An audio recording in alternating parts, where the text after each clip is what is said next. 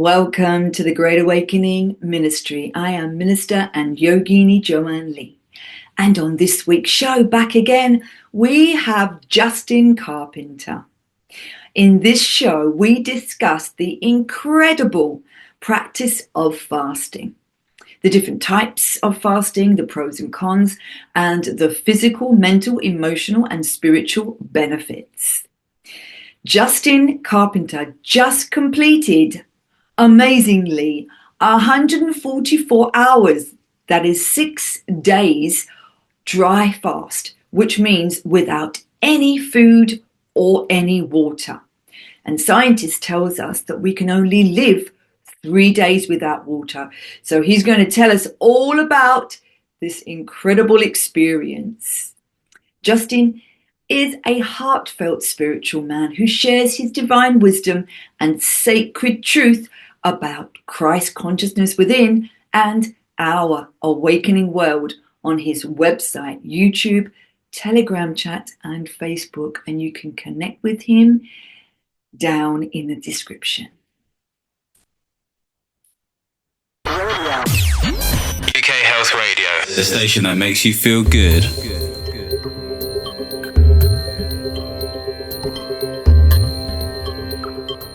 So Justin, welcome back again to the Great Awakening Show.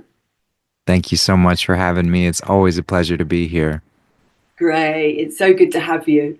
And honestly, the show is all about fasting, and you have just completed 144 hours, which is 6 days of a dry fast, meaning no food and water. This is incredible. Absolutely amazing, right? And yeah. Go ahead. Yeah, No, it was amazing. Truly. I just can't believe you did that, because scientists say that we can only live 3 days without water. That's the common thing that they like to say, and I did a little bit more research in that, and some will go as far as you can survive up to a week without water in the right conditions.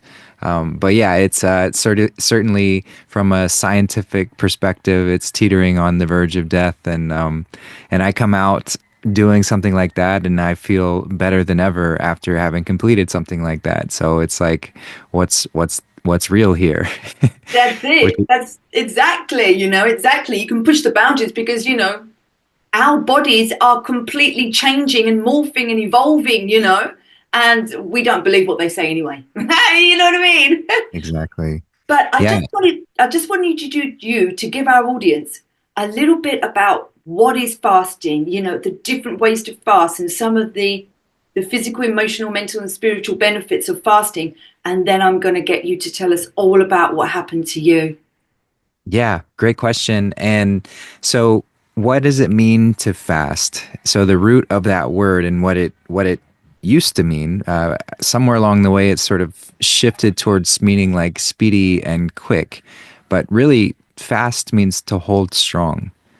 So to fast means to sort of hold off on something, or to hold strong in some position.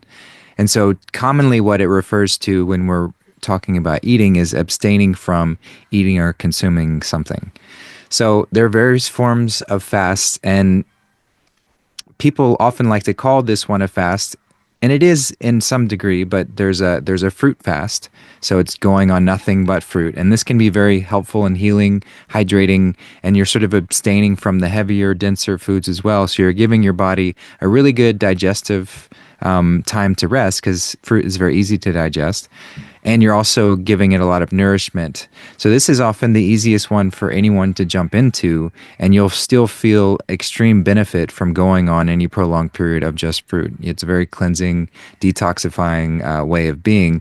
And it can be challenging as well, especially if you're not used to shifting in that kind of way. Even the parasites within us, most of them can't sustain on such a simple form of food. So it has the benefit of providing a space where somebody can do this without taking too much time off of their regular life, because you're still getting nourishment, but you're also going through deep levels of cleansing. So that some people call that a fast. Some people say it's not really fast because you're still consuming things, but I'm still throwing that in the category. And then moving from there, there's a water or liquid fast. So going on a water fast, you're only consuming water. You're not having any food, and this can be very helpful as well. As just another sort of stepping stone to get into. And then there's other layers of that. I don't know how much your listeners are used to Oran fasting, but there is the fasting where you're only consuming your own liquid, so your own urine, and looping in that sort of direction. That's sort of a taboo subject for many people to consider, but it is a very powerful form of cleansing and fasting within that as well. And then the fast that I did is, as you mentioned, the dry fast, which is no food, no water for the entire duration. And that allows for the deepest levels of cleansing. People often attribute the dry fast of being 3 times faster than a water fast as far as cleansing, because you're really abstaining from any sort of nourishment for the parasites and little buggers within you to live off of. And so if you can say, okay, my body can last longer than these little parasites, then that's what I'm doing. I'm going to starve them out. I'm going to give my body a complete reset so that they are not able to sustain, and I can reclaim my body from these invaders, essentially. So it's a very powerful form of reset. And I like to use the analogy of like a dirty pool, so where our body is kind of like a dirty pool. It's full of toxins and things that have accumulated over the years and whatever, and we don't often give it a break. So it's always addressing new toxins that are coming in, and sort of having to push off to the side the old toxins that it wasn't able to address when it could. And that's actually why we accumulate fat, is to encapsulate the toxins that our body wasn't able to deal with during that time. It was too busy digesting and dealing with other things. So it encloses that toxin in the fat cells and stores it for later to address at a later point in time. Well, if we never go through a period of fasting or just a break from this, then it never has time to address that. So why I say it's like a dirty pool, because people will say that water fasting is more effective because you're flushing the toxins away.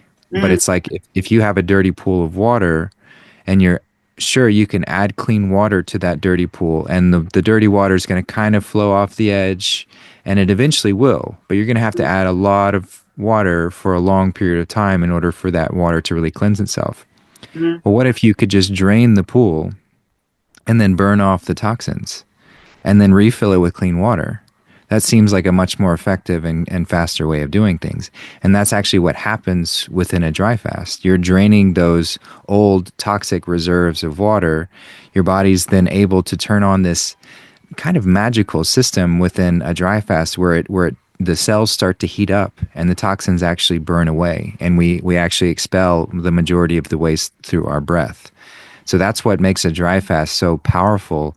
And this isn't something that's scientifically recognized as something that happens. Most people within the medical community say that dry fasting is extremely dangerous. And I want to add that disclaimer that I'm in no way suggesting that anyone go out and try this without, you have to take matters into your own hands, do your research, and step into this. I'm just sharing my experience and what I've learned through that. So, and you've done many fasts, yes. And you've been only fruit eater for many years, and then so you've been preparing for a long time. Yes, exactly. And so it does require a lot of shifting, and it can be very dangerous if somebody tries to jump into it far too quickly. It can be, and it has been. It's proven deadly for people who are not ready to go into something like this. However, on the other side, it's high risk, high reward. It can be one of the most powerful ways of shifting and getting out of debilitating diseases and things of that nature that otherwise were seemingly impossible to quote unquote cure without this. Yeah. Wow. And I mean, it's unbelievable, isn't it? How the body, when you're in that state, it cleans itself, doesn't it? And yes. and the body releases the toxins during that fast. So, I mean, I've done lots of fruit fasts, and I get a headache, and I smell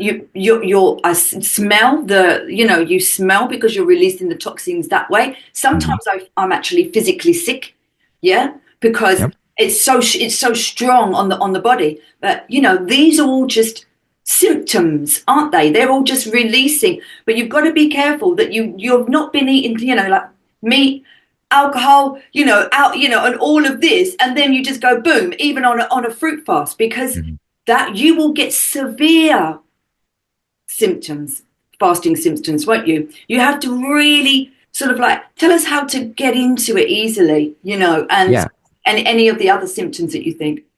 Yeah, so that's a great point. So as whatever our lifestyle is sort of the level of toxin accumulation that we're doing on a regular basis, and moving to something like a fast. And as I mentioned, those various forms of fasting are sort of different levels of severity of going into a fast. And the deeper you go into a fast, the more severe that sort of toxic waste removal process is going to be.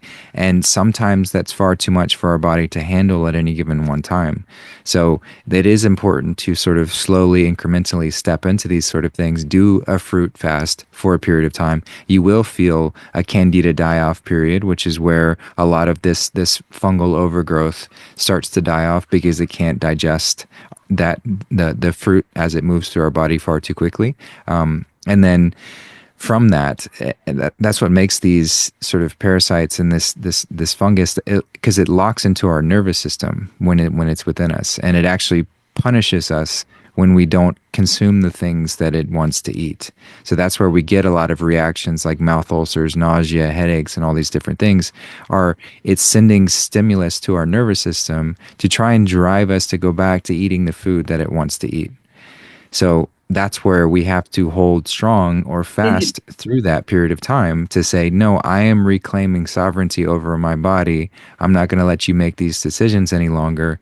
And in those moments, most of the time, it's best to push past those symptoms, because if we just abandon the fast in that moment and we give in to it, we're actually just going to potentially cause a greater growth within that candida and those parasites within that space. So it's really important to overcome those moments.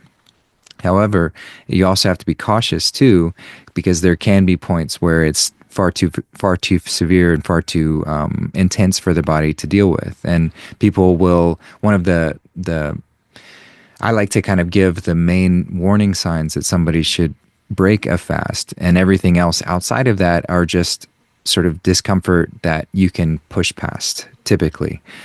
So the main warning signs that I like to follow are, and this is more true on a dry fast as far as an erratic heartbeat, but this can be true in any of the fasting times. If your heartbeat is very erratic, like as you're completely resting, if it's going from a very low RPM to a very high RPM and kind of oscillating between that, you're getting heart palpitations and things of that nature, it's time to break the fast. Your body's getting too toxic for it to deal with. The blood is moving too slowly, especially in a dry fast, and it's time to break the fast.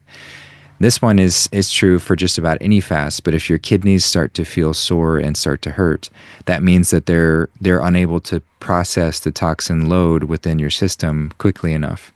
So that's a time to break the fast as well. You don't want to be straining the kidneys far too long for too often. And then another one would be, and this is again more true on a dry fast, but if you're unable to move very far. If you're unable to move very far at all, especially without getting lightheaded and fainting, even blacking out, you can get a little lightheaded, and that's okay. But if it's very consistent and you're unable to walk, like 50 feet, 20 meters or something like that, then that's another sign that you should probably break the fast, because your blood is moving too slowly and it's time to shift out of that. So these are kind of the main signs where if you hit those points, it's a good time to break the fast. But if it's anything else than that, headaches, mouth sores, some nausea, though nausea you do if you start to vomit excessively, that's a time to break the fast. But if it's just nausea, that can be pushed past. And these are things to sort of give those that parasitic overgrowth within the body a chance to die off. And like I said, it's not necessarily comfortable, but it's important to push past that, because otherwise you just end up feeding it what it wants later on, and so it doesn't actually address the problem. So yeah, that those would be some tips for kind of getting into that. And back to your question around like sort of slowly moving into that, and trusting the signs as you move through that sort of process. That's why it is important to sort of incrementally take it and not jump into a hardcore fast right away, because you start to, it's like a muscle that you train. Fasting is like a muscle that you train. So the more that you do it, the more your body can shift into that mode faster, and the less likely you're going to experience any intense reactions to it. So it's something like you have to train over time for sure. Yeah. And, you know, before you've got to plan it out, haven't you? Like before, like say you're going to do the fast in 5 weeks or 6 weeks, then slowly, maybe you should come off of, if you're eating meat, definitely come off of that. Yes. No alcohol, no processed foods, going raw, having more, as you come up towards that, because then you're letting go of them toxins. It's not going to be so heavy, the toxic release, is Yes. it? I found that. Yeah. Yeah, exactly. The preparation is really important to, especially if you're planning on going on a longer, more extended fast. Then it's essential that you prepare for it appropriately, and making sure that not only you're eating an abundance of raw hydrating foods, because hydration is really important on any fast that you're going to be doing, but also to, as you mentioned, to reduce the toxic load, but also to be sort of building our body and preparing it for a moment where we're abstaining from any particular way that we're going to be doing it. So if it's going in a water fast or a dry fast, you want to make sure that you have an adequate mineral reserves within your body, and you also want to make sure that it's built for that too. Like people who are really very skinny and are only sort of, and I do want to clarify that I'm not on 100% fruit diet, and I used to think that fruit was like the end all be all, but now I'm seeing that there really is a benefit in having a balance, and the greens and the nuts and seeds is sometimes as well, and having a balance within that is really quite helpful. And I even do some cooked foods at times as well, as long as I keep it whole food. So just whole food, plant-based is where I stay. And I find that that's a more balanced point to stay in that space, because then there's not, with hardcore fruitarians, it's not as easy to go into an extended water or dry fast, because their bodily reserves are just not there. Yeah. Which might be okay if that's the lifestyle that you want to sustain and stay with. However, going in a deeper fast really has such profound benefits, as I mentioned, because you're starving off the little buggers. So Yeah. if you want your body to have the fat reserves and the ability to go into a longer fast, then it's good to include some denser foods at times in order to prepare for that extended time where you're abstaining from all of that. So there's a balance within all of it, and it kind of looks a little different for everybody, and that's why it's important to have the experience and go through it slowly, but also do quite a bit of research and learning from other people who have experience far greater. Like I just had on my show the other day, the guy who really inspired me to go deeper into this dry fast, and he's done several 20+ day dry fasting of no food or no water, which is just magnificent. But he's given a lot of knowledge and his experience to share with that. So that guy's name is Fasting with Trevor, which I'd highly recommend people listening to if you want to learn more about the specifics of dry fasting and somebody who's experienced in that way. So yeah, I think That's amazing. That's amazing. And I want you to tell us, so let's go through, could you just go through your 144 hours Yeah, like, on a day to day, and what you was feeling, and if because God, I'm really starving, or what, did when you went through that, because I know that we all go through that stage, and how you felt, and then what, the euphoria or what you felt during Yeah. that time.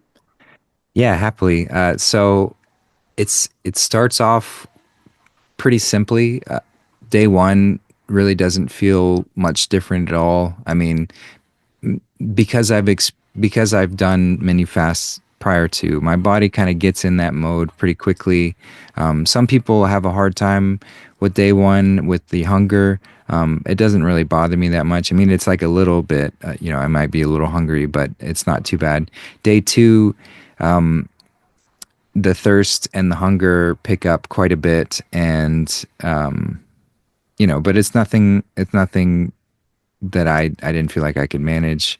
Um, I was I was pretty committed to this lofty idea that I was going to keep all electronics and everything shut off for the entire duration, and I only made it about a day and a half before I caved and turned those back on, just because I think it's a wonderful spiritual exercise, and I would suggest anyone to try and see how long you can go without any form of other distractions. But you also kind of, at least I had to find a balance within that as well, because it can be very kind of maddening to be isolated and in that space and fasting and no other distractions whatsoever. So I did eventually cave and start to sort of use those periodically, where I would use them for a time, and then I would put them away for a time and just sit in stillness for that. So that was kind of the mental games that I was playing for the whole time, of just like working with, just being with myself, and the thoughts continuously coming of like, oh man, I should break this fast now. I'm feeling really thirsty. Like, why do I even need to go this long? Like, I feel like I'm pretty healthy. Like, so all the little mind games that would be played, of like, my ego trying to get me to break this fast in this point. So it becomes a very powerful test of the mind and the will to see how far you can push past that. And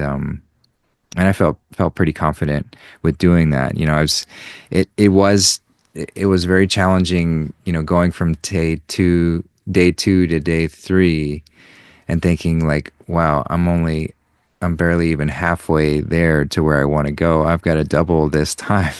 I'm already really tired of doing this Yeah. on day three. Day three is often regarded as a pretty big hump on a dry fast to get over. That's where the hunger really is. The hunger starts to fade fairly quickly after day two. Mm. That's not I, really as. I Go think ahead. the thirst for me would be because I drink so much water. Yeah, it's the thirst is what sticks. The hunger kind of goes away, even getting to the point to where most food just seemed disgusting to me. Like, I didn't really want any food. The only food that continued to stay appealing was fruit. Mm. Fruit was like, that sounds like it would be nice to have. So I had to like avoid any pictures or things that if I was on social media or whatever of the fruit. But if I came across like other things, like other recipes of cooked foods and things like that, it didn't seem appealing at all. I was like, nah, that doesn't. I don't even really want to look at that. And But can I yeah, ask go ahead. you, was you, because for me to do that, I mean, I've got four children and, all these animals and everything, I'd have to go away Yes. to do that and be isolated by myself, like in a beautiful place where I could walk in nature and everything. And, because I couldn't do it if I was, um, yeah, with all of the Yeah. distractions.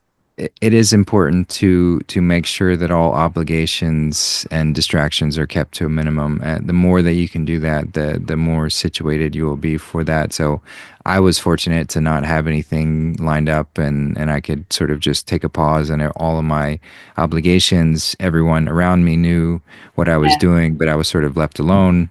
Mm. And I have my own like living space as well, so I could do that. Um, but yeah, you wouldn't want to. I mean, you can get away with doing 1, 2, maybe 3 days around other people, and it can be okay. But anything past that, yeah, you'd really want to have your own space and no distractions, other than what you chose, and then yeah, no obligations for sure. Yeah, it's very important to have that, because it after after once you're getting into day 3 and beyond, um, you're going to be feeling quite lethargic and wanting to rest quite a lot.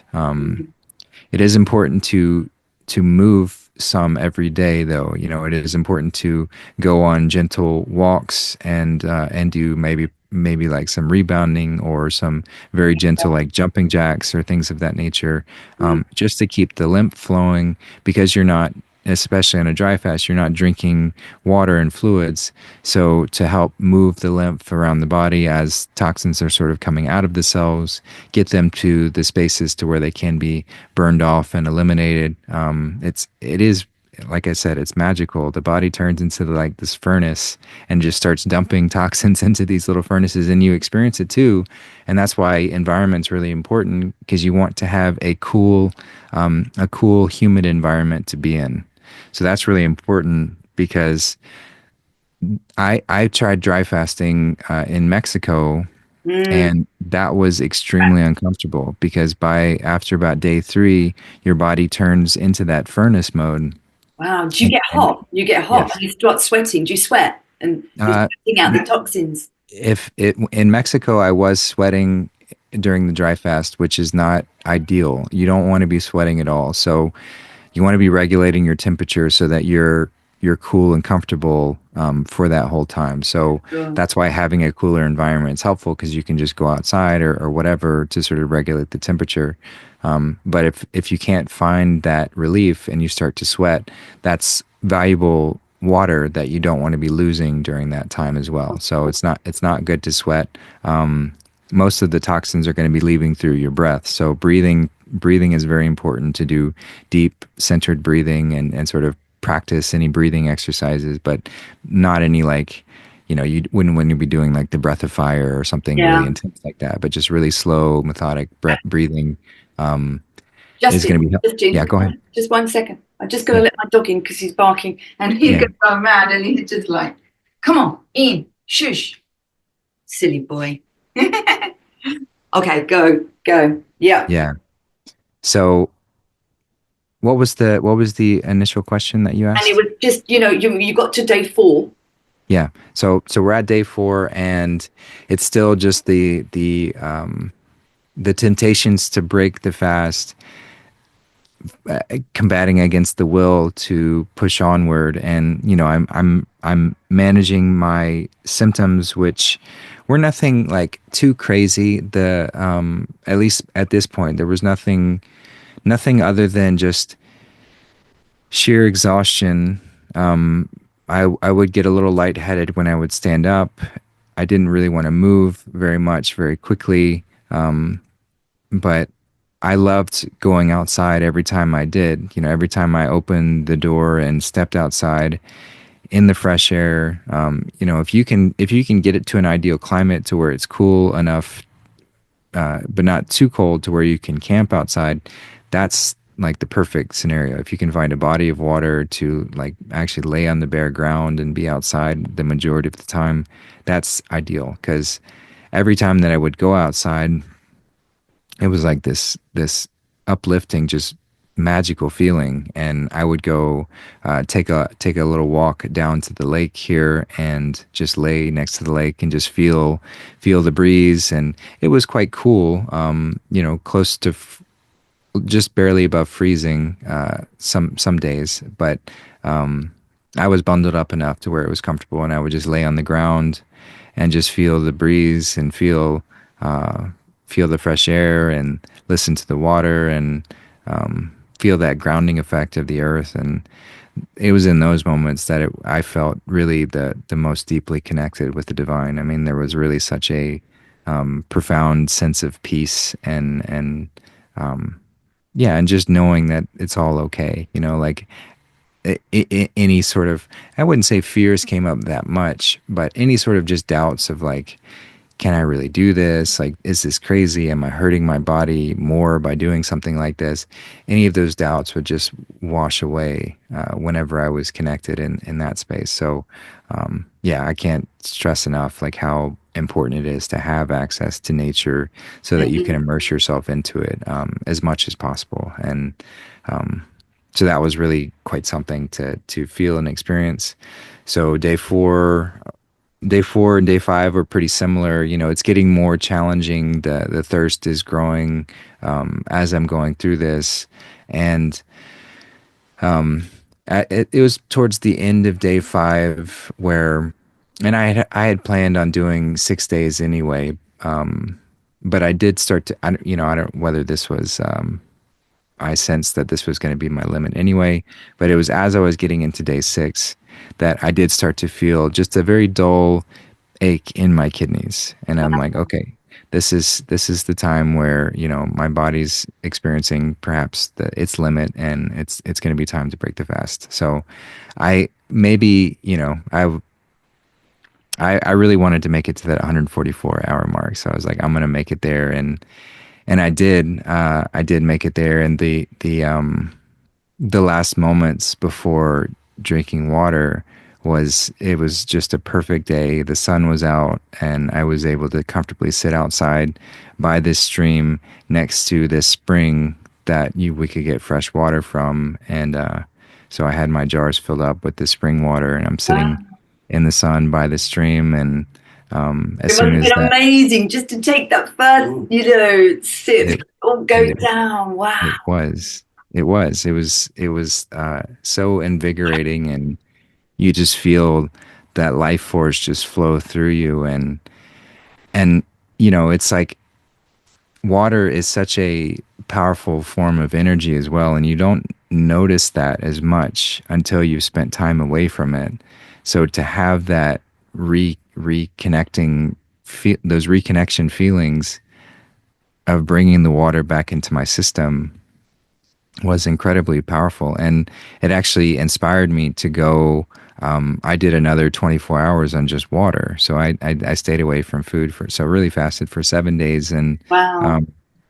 But that 7th day was so simple. Like I could have kept going on the water and because it was like my life just came back. My voice, I sounded like death. I mean, and it's important to keep your mouth closed and breathe only through your nose when you're on a dry fast. So I was doing that majority of the time, but on the 7th day or on the 6th day, as I was approaching the end of the dry fast portion, I was communicating with Darth, who was going to give me a ride to the spring, and my voice just I mean, you know, you couldn't even recognize me. It sounded like I could barely get noise out of my throat. But just drinking the water, my voice came back completely, and my energy levels like bounced back. I was like feeling good and able to move about and lift things. And so, yeah, it was just a real powerful testament to how energizing water can be. And I loved that last little day with it. And then I started, slowly introducing things as well, which I can go over sort of the how to break the fast if you want to shift to that next, the refeed. So it's important to take that layer of it extremely slowly as well. And this is actually I'd say where most people make the most mistakes are in the refeed. You know, they think, oh, I've just done this incredible thing and it was very challenging, but now I can celebrate by going back into whatever I was eating beforehand very quickly. And as I mentioned, any parasites that are still left alive, they're going to be drawing you to those foods that it wants you to eat. And so it's important not to give in to those urges, because you're wanting to really take advantage of this more clean slate that you've just given your body during a fast. So at this point, it becomes essentially a war between the sort of bad bacteria and good bacteria within our gut. And they're both trying to repopulate quickly. The bad bacteria can often be the loudest and trying to drive you to eating the denser, more processed foods or whatever that they were usually used to being fed on. But we don't want to feed those. We want to feed the good bacteria. So if we repopulate our gut with things that are designed to eat the fruit and the raw living foods and things of that nature, then it's going to be much easier to repopulate those. And then eventually the bad bacteria, they don't have a footing to stand on. So to refeed, it's important to start really low and really slow. Don't even fruit can be too intense as far as like too much sugar all at once. So you really want to stay with like, from a long dry fast, I did coconut water, and I did just like water with lemon or lime, so I just kept it really low for at least the first few hours. And then I started taking some sips of some diluted juice. So I'd make some fresh orange juice and dilute that down with water or grapefruit juice or whatever. And then just kind of like slowly sort of ramp up even the sugar content from the fruit until my body felt like it could handle that.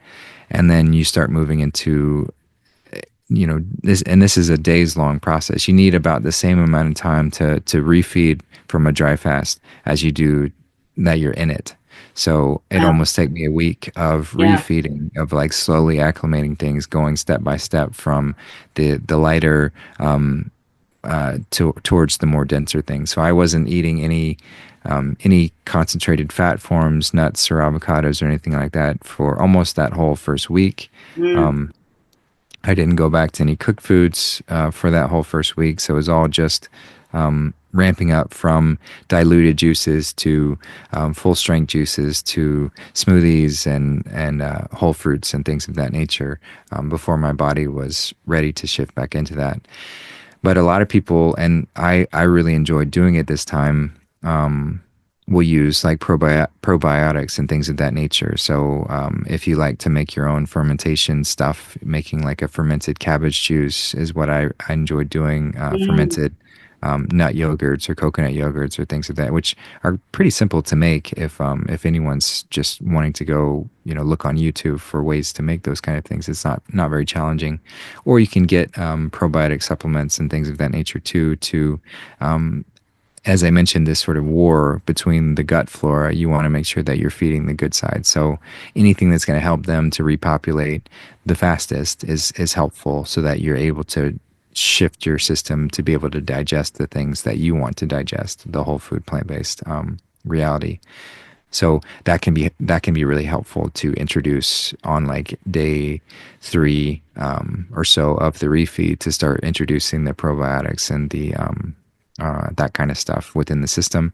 And then it's just as you're ready to shift back into where you were before and wherever you want to go before, because the fast is a great opportunity to maybe make some powerful shifts within the lifestyle. If you want to let go of any particular food, that's the best time to do it, because as soon as you start reintroducing things, then you start building your gut flora to address that. So if you want to abstain from something like meat, this would be a great time to shift out of that. So it kind of looks a little different for everybody, but wow. Yeah. It's amazing. It really is. And during that refeed, how was you feeling? How was the feeling of that? Did you feel lighter? Did you feel cleansed in that moment? Absolutely. Yeah. I mean, it's an interesting relationship with food, because it's not quite as energizing as you might think. Like, it's almost a powerful realization that the physical food is a sort of lesser form of energy than we might think. We're so conditioned in thinking that we've got to eat this physical food in order to live. But as you start to reacclimate, you go through a period of time where you're not doing it, and you start to reacclimate to it, you start to realize just how much energy the digestive system really takes. So it like kind of have this back and forth where you'd feel like a boost, especially from things like fruit, where it's like you're giving the body the sugar and the fuel that it's really searching for within the physical food, and the hydrating water within it as well. But then there's the give and take with, okay, maybe I ate a little bit too much, or I'm just feeling the digestive process working. So yeah, it's a powerful way to sort of examine that we don't really, there is something within us that doesn't really need that. There is something within us that doesn't really need that to sustain itself. And I'm not suggesting that we can immediately jump to that sort of lifestyle, but there are many people out there that are making claims around sort of a more breatharian lifestyle, and I don't think It's the prana, isn't it? They're living on Yes, prana. They're living on the life force energy. That's what the exactly, yogis, that's what the yogis do when they go in the exactly. Himalayas. And they don't take food, do they? No, The and body is miraculous, it and truly is. we can heal ourselves, Mhm. if we have the right conditioning. Absolutely. Yeah, the shift towards pranic living, fasting is Mm. probably the best tool in order to shift that direction. And it's not something that we can necessarily do overnight, but having those sort of realizations and realizing that the physical food isn't as necessary as I might have thought it was, um, can be quite helpful to shifting our systems back into accepting that reality. So yeah, it was interesting sensations to sort of notice and observe, and I'd say the best part about it is just everything becomes much more conscious consumption. So whatever it is that I'm eating, whatever I'm eating now, I'm much more conscious of like, okay, this is what this feels like as it goes into my body. This is how I feel afterwards. This is a sort of energy that I get from this or don't. So I can sort of recalibrate my choices on a regular basis in a much simpler way, which I find very, very helpful in that, as this in this sort of gentle evolution that we have in our relationship with food. It's just amazing. It really is. And because also I've heard, like, when because the body basically starts eating itself, doesn't it? Yeah, So if we've that's got cysts, or if we've got cancer, or any, within the body, then they break down. And that's yep. why we pee out. That's why we get the headaches. That's why we sweat it out. That's why it all comes out. The body starts eating away all of that stuff, all the cysts. It's unbelievable. Yep. Yeah, that's the phase. So the body goes through ketosis initially, which it's shifting to fat burning, and then it shifts into autophagy, which is, as you mentioned, it's like self-cannibalizing. So that's what autophagy means. It's a Latin phrase to But for self-eating. not the good stuff. No, it's only consuming, yeah, the dead cells, the things that are, decaying or just not functioning as they should. Your entire immune system regenerates as well. All of the old white blood cells get regenerated and spit out. So your body just goes through. It's going through stress. So it's like activating some survival mechanisms within our body, but those survival mechanisms are incredibly powerful of just revamping everything. Your body's essentially like, okay, there's something going on here. We might be going to war or something like that. So we need to really get down and get dirty with everything that's a Yeah. problem and fix it. So when you can tap into that mechanism, our body's like it's like this powerful computer that we get to program. And so that's like a way to tap into the programming and go deeper into these areas and sort of target these things automatically to say, okay, I'm going to give you a break from having to worry about digestion. Now you can go fix these areas that maybe have been accumulating for years and years That's that it right. hasn't had a chance to address in so long. That's right. That's right. You're giving the digestive system a much needed rest so it can go on and eat the bad stuff. How does it know that? I mean, it's miraculous. It is. Yeah. And that's like, it, it's such a incredible opportunity to practice that leap of faith and knowing that we've been gifted this miraculous body that is so much more intelligent than we are as far as like figuring things out. And all we have to do is get out of its way and let it do it and trust. That's right. Trust. And I mean, with, they say that fasting raises one's vibration and assists in meditation and prayer and communion, in that time. Have you found that? Was you able to meditate? Was you, and praying, doing prayers and meditation during your fast?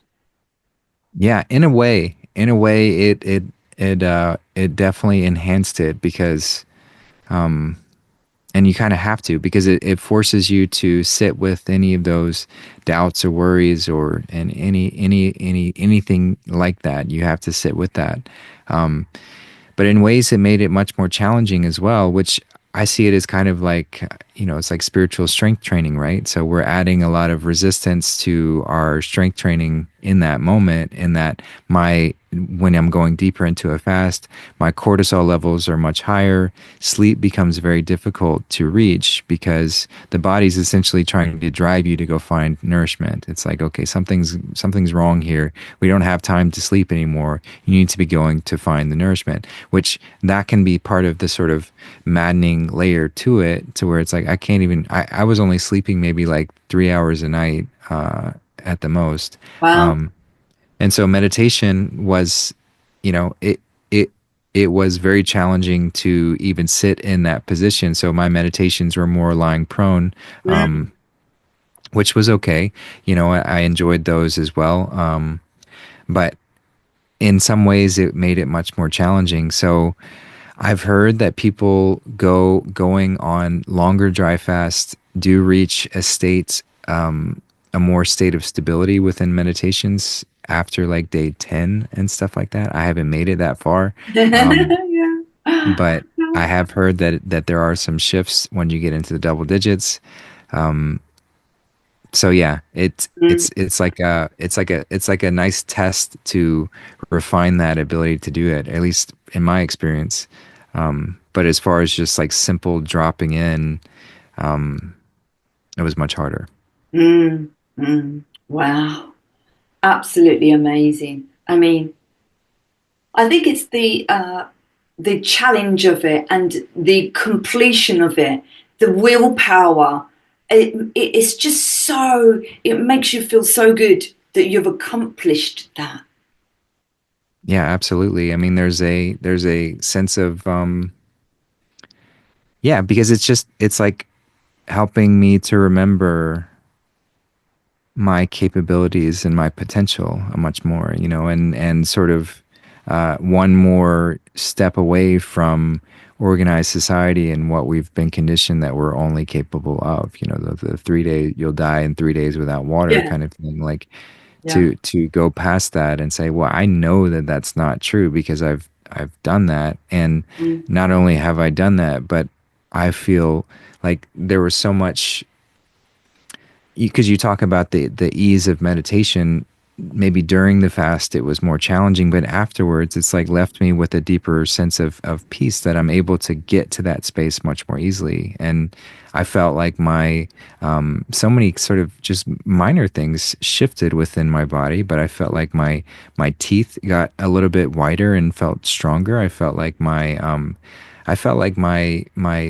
posture and my body configuration felt a little bit more aligned after that.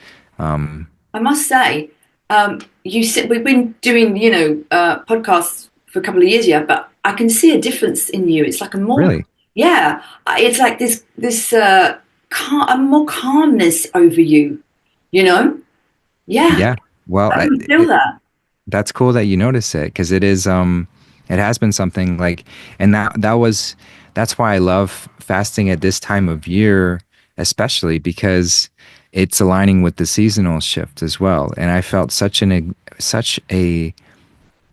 calm yet inspirational feeling, energy moving through me during the fast, but then really afterwards it hit me, to where I'm feeling so much more enthusiastic about what I want to do and inspired to create more content and do more things. So something really got switched on during that as well. And aligning it with the seasonal shift, I find really helpful, because you're sort of catapulting into the spring with that extra bit of cleansing. You know, we're fasting to release whatever didn't serve us from the winter time, the death, so that I can be reborn in this spring, in this new year. So it's That's right. It's the new zodiac new year, isn't it? Aries, it's the beginning of the true new year.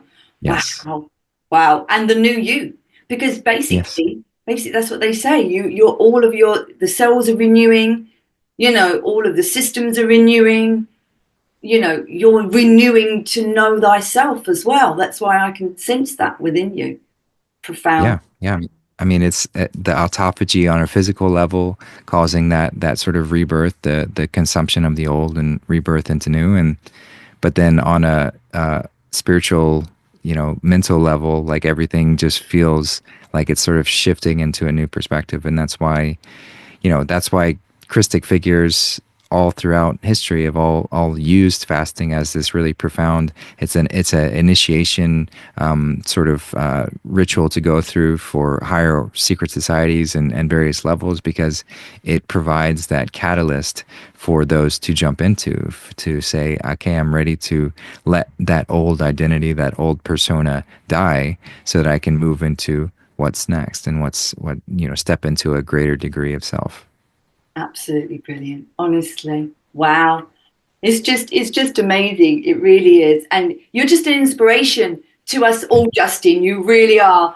And I'm going to be going to do my fast, but you know, for me with the kids, I have to do the juice fast, but I Yeah. can't wait to just go away and, you know, be alone and do a real, I'd like to do the water fast. I think first of all, water fast, and then go on to the dry fast later. Yeah. It's powerful stuff. Yeah. And I think it's wise to kind of slowly, incrementally go into it. But I would say that, you know, even if you have distractions around you, I'd say you could try a 36-hour water fast and still Yeah, be okay to keep your regular responsibilities, because and I like 36 hours because it's like, okay, bedtime tonight, I'm going to start my fast, sleep for quite a bit to start it off, and then go through a full day, a full 24 hours without eating anything, and then sleep again, and then you come out on the other side and you right. can break your fast that morning. That's great. That's one of my favorite ways to kind of introduce or keep fasting in as a regular part of my week. I don't do this every week, but a lot of weeks I'll do a 36-hour fast and just That's take a day great. off of eating, and it That's doesn't really really good. affect much. Yeah. And there's like the intermittent as well. I don't eat anything after, say, 3 p.m. Hmm. until Wow. the whole day, until the next day. And I only Yeah, really that's eat great. once a day, except for my smoothie. So that's it. And if I eat late at night, it disturbs my sleep. I can't sleep. It's just the Yeah. body's got into that normal rhythmic pattern, you Yep. know, and it craves that. Yeah. Yep. And Yeah. I think it keeps you looking fantastic as well. You know, it does something to your skin when you're just, Yes. you know, and it's rejuvenating, revitalizing, re-energizing. Absolutely. Yeah, very much so. Yep. Yeah, that's another the fasting with Trevor guy, he suggests that, you know, if you are not able to do a fast, you can't get into that, then just stop eating as you're doing, you know, around 3 4 p.m. Give your body time to digest before you go to sleep, and you'll find that does wonders to anyone's health. It really can be quite a powerful thing to lean into. Yeah, brilliant. Oh wow, honestly, I just can't believe that. Like when I saw you on Facebook, 144 hours, 6 days. It's just like that's crazy. But thank you so much, Justin, for going into such depth and really giving us so much advice about fasting and all the different ways to fast, and going into it and the pros and cons. It's been just thank you for your divine wisdom today. Well, thank you for receiving it. And I would say that if anyone is curious about maybe a more comprehensive guide on dry fasting, I did make a little PDF printout that you can find on my website. If you just search for 144 hours I think you can find it, or dry fasting, you can find it. And my website's justincarpenter.org. Lovely, brilliant, fantastic. Well, Justin, thank you for being on the Great Awakening Show again, my soul brother. Thank you so much for having me. It's always such a fun time being here, and just appreciate all that you're doing. Lovely. That was so good. Yeah. That's it. You've inspired me now.